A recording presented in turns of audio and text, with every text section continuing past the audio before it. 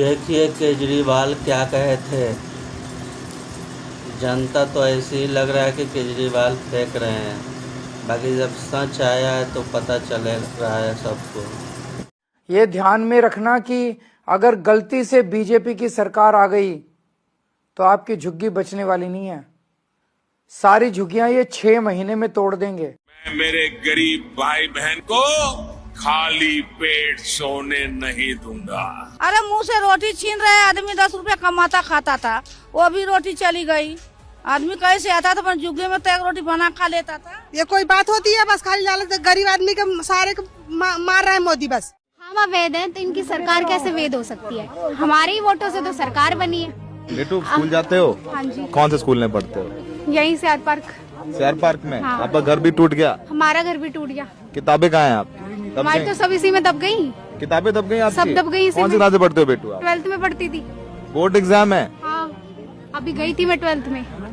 सब इसी में दब गया, पढ़ाई भी इसी में दब गई, घर भी इसी में चला गया। हम तो इसी मलबे के ऊपर रह रहे हैं। जो झुग्गी वैसे नाले के पास बसी थी और रेलवे के पास बनी थी, उन झुग्गी को हटाया। ये झुग्गी कौन सी फ्लाईओवर पे बनी थी जो इनको तोड़ा गया? बेटू आपका नाम क्या है? पूरा नाम बताओ आप। हमारा तो अब कोई नाम ही नहीं बचा। हमारे तो सब डॉक्यूमेंट इसी में दब गए। अब क्या नाम रहेगा हमारा? जब घर नहीं है, कागज नहीं बचे, अब तो ये एड्रेस का भी कुछ नहीं है, तो अब क्या नाम है हमारा? कुछ नाम नहीं बचा। ये लड़की देखिए, ये भी हमारे साथ रात में यही गुजारती है। आपका रात में 3 बजे बुलडोजर चला है, हम लोग घर पे सो रहे हैं, हमारा सामान नहीं निकाल पाए।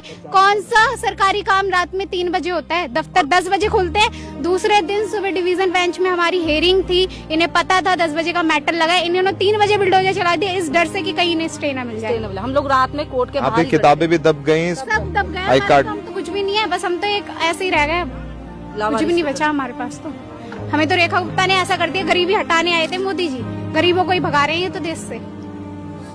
मदनपुर खादर में हूँ और यहाँ पर भी ऐसा ही नोटिस लगाया गया है जैसा बटला हाउस में लगाया गया था। सब गुजर गांव है, आबादी है, गुजरों गांव अपना अपना गांव भी है, बिदुड़ी गांव है, चौनो गांव है, सभी यहीं से में। यही तो सोचा गया था, बीजेपी आगे अच्छी काम करेगी, अब बीजेपी आगे परेशान कर रही है आम पब्लिक को भी। अगर आज चुनाव हो जाए ना तो आज भी लोग कांग्रेस के या आम आदमी पार्टी को चिन्हित करेगी।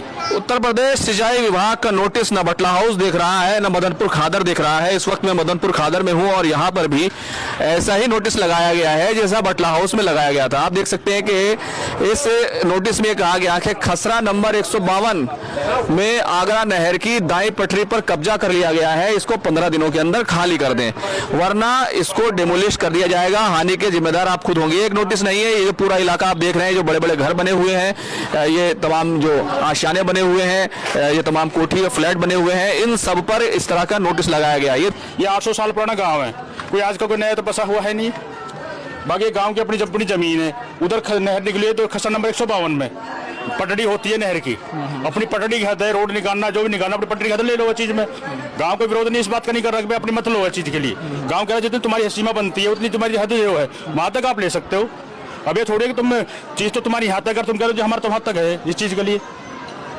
कोई पुश्तैनी गांव है, कम से कम हमारी 4th 5th 6ठी 7वीं पीढ़ी तो हमारी जा रही है अपनी। कितने नो नो नो नो